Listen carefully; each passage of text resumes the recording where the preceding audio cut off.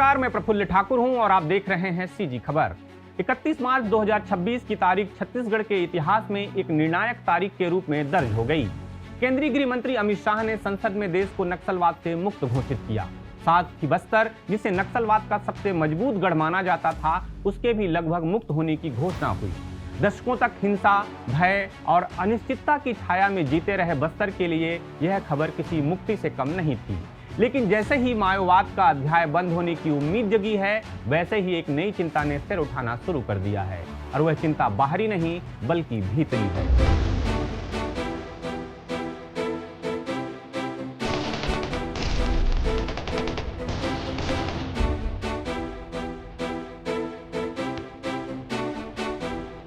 मान्यवर, आज बस्तर से नक्सलवाद लगभग समाप्त। बस्तर की सामाजिक बुनावट हमेशा विविधता से भरी हुई और समृद्ध रही है। यहाँ का आदिवासी समाज सदियों से अपनी परंपराओं, रीति रिवाजों और सांस्कृतिक धरोहर के साथ एक दूसरे के साथ सह अस्तित्व में जीते आया है। इसी सामाजिक समरसता को संस्थागत रूप देने के लिए दंतेवाड़ा के पातररास में एकता परिसर का निर्माण किया जा रहा था। इसे राज्य का पहला ऐसा परिसर होना था जहां बस्तर के 18 समाजों के प्रमुख एक छत के नीचे बैठकर जिले और क्षेत्र की बेहतरी पर विचार विमर्श कर सकते। लगभग 12 करोड़ रुपए की इस महत्वाकांक्षी परियोजना को तत्कालीन कांग्रेस सरकार के कार्यकाल में मूर्त रूप दिया जाना था। DMF यानी जिला खनिज निधि से 5 करोड़ रुपए इस परिसर के निर्माण पर व्यय भी हुए। 10 समाजों को भूमि पट्टे आवंटित हुए और 4 सामुदायिक भवनों का निर्माण भी शुरू हुआ। लेकिन कांग्रेस सरकार अपने कार्यकाल में इस सपने को पूरा नहीं कर सकी और जब सरकार बदली तो इस परिसर से सरकार और प्रशासन दोनों ने मुंह मोड़ लिया। आज वे इमारतें पातररास में अधूरी खड़ी हैं। अधर में लटकी इन दीवारों में बस्तर की उस उम्मीद का दर्द है जो कभी शांति और एकता का प्रतीक बनने वाली है। सर्व आदिवासी समाज के प्रमुख सुरेश शर्मा के अनुसार इस परिसर का उद्देश्य केवल बैठकों तक सीमित नहीं था। यहाँ समाज प्रमुखों का एकत्र होना शांति, सौहार्द और समरसता की एक जीवंत मिसाल बन सकता था। सुरेश शर्मा बताते हैं कि समाज के प्रमुख कई बार जिला प्रशासन के अधिकारियों से मिल चुके हैं, अर्जियां दे चुके हैं, लेकिन कोई सुनवाई नहीं हो रही है। इसमें बनाने के बाद 14 करोड़ में क्या करना चाहिए, इसमें फिर घर बनाना चालू हुआ। जो 4 अभी आप लोगों को दिखा होगा, पातररास में जाने के बाद 4 बना है। 4 बनने के बाद हम लोग उसमें ये हुआ कि जो ऊपर का स्लोपिंग है ना, यदि भविष्य में कोई ऊपर में कुछ बनाना चाहे, क्योंकि उसके ना पास में पट्टा मिल गया ना, हम मतलब शासन को पैसा अदा किए हैं, उस ज़मीन को खरीदे हैं समाज के नाम से।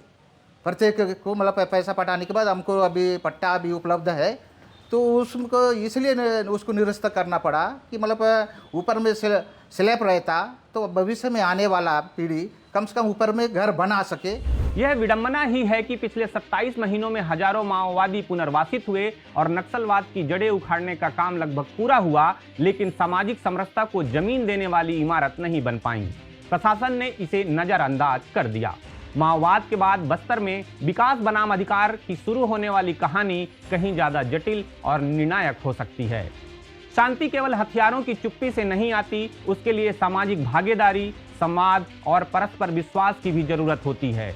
एकता परिसर इसी विश्वास की नींव थी।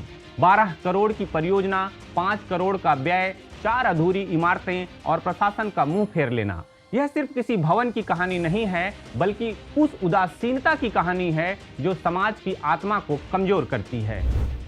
सामाजिक एकता परिसर जो हमारे पातररास में बन रहा है, उसमें 6 सामुदायिक भवन अभी निर्माणाधीन है, लगभग पूर्ण की अवस्था में है। उसमें शौचालय के वर्क और बिजली के वर्क होने पर बचे हैं, बाकी लगभग काम पूरा हो चुका है। और साथ साथ में इसमें समाज के हमारे जितने भी समाज उनको ज़मीन आवंटित कर दिया गया है ताकि वो वहाँ पर अपना खुद का भवन बना करके अपना कार्यक्रम करा सके।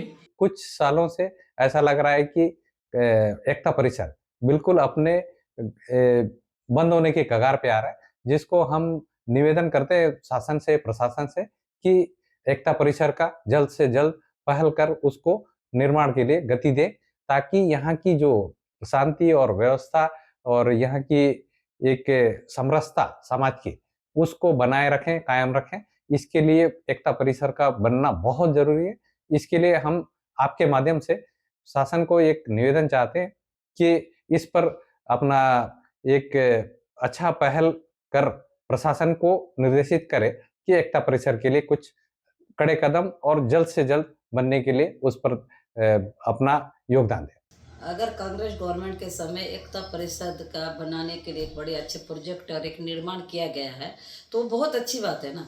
18 समाज के लिए 18 समाज बोले कितना मतलब एक बड़े लेवल पे आता है ना। अगर वो 18 समाज के लिए वो एकता परिषद अगर बन के पूरे निर्माण उनका पूरा भवन बन जाता तो आज एक छोटे से लेके बड़े तक वहाँ बैठ के हर डिसीजन लिया जाता। जैसे कि अब उदाहरण के लिए अभी कुछ दिनों पे मतलब में हो रहा है, अब महीने भर की ये खबर आप सब सुन रहे हैं कि गिदम में क्या हुआ, दंतेवाड़ा में क्या हो रहा है, कटकल्याण में क्या हो रहा है, हर जगह जगह में जिस तरह का माहौल खराब चल रही है।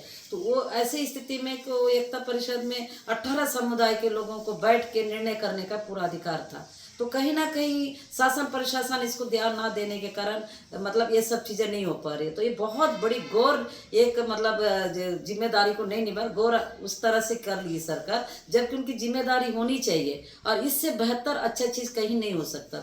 अगर आज जो माहौल इतना खराब हो रहा है ना, अगर वही एकता परिषद रहता और 18 समुदाय के लोग रहते पूरे उसमें हर तरह के लोग चाहे व्यापारी हो, पत्रकार हो, अलग अलग समुदाय के लोग मिलके अगर वहाँ डिस्कस करते तो आज जो माहौल इतना खराब चल रहा है और आज सबके मतलब दंतेवाड़ा जिला में जो जिस तरह भयानक एक डर और भय से जो जूझ रहे हैं वो नहीं होता। कई बार हम लोग समाज के लोगों से गए, अभी भवन को बीच बीच में बैठक करते रहते हैं। हमारा समाज का भवन अभी तक बना नहीं है। हमारा लोग पूरे समाज को एकत्रित करने के लिए कला समाज के माध्यम से सभी घर से पैसा भी नहीं था, किसी कर्मचारी से 1000 रुपया या घरों से 100-200 रुपया लेकर 1,16,000 रुपया हम लोग पैसा दिए, जिससे हम लोगों को रजिस्ट्री करके हम लोग को पट्टा भी कला समाज के माध्यम से बना है। मैं वर्तमान सरकार से ये चाहता हूँ कि सामाजिक भवन को ध्यान में रखते हुए आज फिर से वो भवन को शुरू से जितने भी अधूरी पड़ा है वो बनवा देने से अच्छा लगता, क्योंकि हम लोग जैसे कि जिले के अंदर में समाज के 170 बहु जयंती होता है, जिसके लिए हम लोग समाज को बुलाते हैं। किसी दिन होता है उस बीच में मेंढका डोबरा को हम लोग लेते हैं किराए पे और उसी में बनाते हैं। हम लोग को बहुत दुखद होता है कि उस भवन एकता परिषद बने रहता तो आज वो दिन देखने नहीं पड़ता। दंतेवाड़ा में बन रहा एकता परिषद राज्य का पहला एक ऐसा परिसर है जहाँ पे 18 समाज, दंतेवाड़ा जिला के 18 समाज के मुखियाओं को, उनके व्यक्तियों को एक जगह इकट्ठा कर उनके समरसता, उनके भाईचारा को बरकरार करने के लिए, किसी भी संवाद को एक सीमा तक पहुंचाने के लिए बनाया जा रहा था और वो आज अधूरा है। और उसके अधूरेपन से एक बड़ी समस्या ये है कि ये 18 समाज के मुखिया अगर एक जगह बैठते और किसी विषय पर चर्चा करते तो आज जो दंतेवाड़ा जिले में छोटी छोटी बातों पर किन्हीं कारणों से जो विवाद उत्पन्न हो रहा है, तनाव उत्पन्न हो रहा है, वैसी स्थिति नहीं बनती। पिछली बार कांग्रेस सरकार ने ये राशि हम लोगों को उपलब्ध कराया था, सेंक्शन करा था, लेकिन जैसे ही बीजेपी गवर्नमेंट आ गई इस पैसे को कहाँ क्या चीज़ खा गया, चूहा खाया या कोई और चीज़ लेके गया या फिर कहीं और लग गया। हम तो चाहते हैं कि ये जो कोई भी सरकार आए हमारे यहाँ के लोगों के बारे में और यहाँ की जो सौहार्दपूर्ण जो वातावरण है उस वातावरण को बरकरार रखने के लिए हम लोग जो वचनबद्ध हैं और अपन कार्य करते जा रहे हैं, तो उसको ठीक ठाक रखने के लिए सरकारें तो सोचना चाहिए।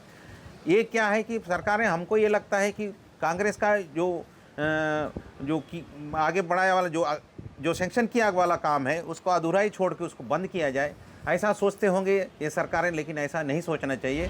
बस्तर नक्सल मुक्त हो रहा है, यह ऐतिहासिक है, यह गर्व की बात है। लेकिन जब तक एकता परिसर जैसी पहल अधूरी रहेंगी तब तक बस्तर की असली जीत अधूरी ही मानी जाएगी। सरकार और प्रशासन को यह समझना होगा कि बंदूकों को चुप कराना काफी नहीं है, समाज को एक साथ बैठने की जगह देना भी उतना ही जरूरी है। नमस्कार।